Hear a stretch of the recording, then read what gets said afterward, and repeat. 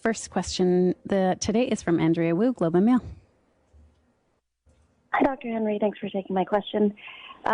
I have a question about the safe supply rollout in BC.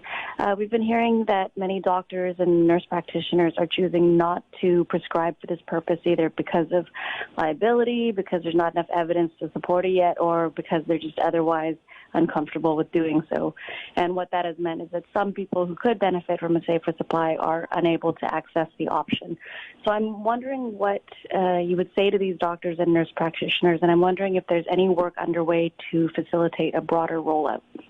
Yeah, absolutely. This is an important measure that we have had in the works for some time, as you know, dealing with our overdose crises. And the guidelines that came out to support the safer supply really are what we need to help people use and socialize. There is a program with the BC Centre on Substance Use leading it to provide that extra support for clinicians to be comfortable in prescribing it. But we have to recognize there have been many changes over the last few months. And it has been a challenge in some areas to engage physicians into this step and to make sure that they have the knowledge that they need to be comfortable in this prescribing.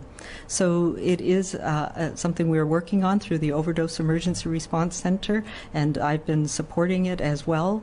We're working with the colleges to make sure that they are comfortable and they support clinicians in being able to prescribe appropriately following the guidelines.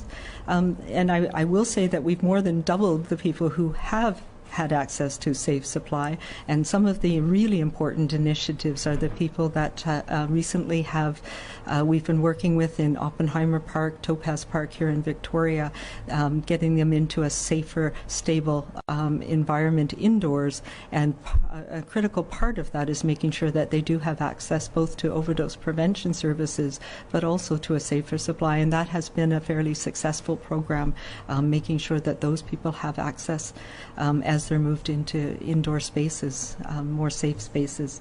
I think the other thing that's really important is making sure that we have the latest evidence to support these guidelines, and we are working on making sure that they are updated and in keeping with that.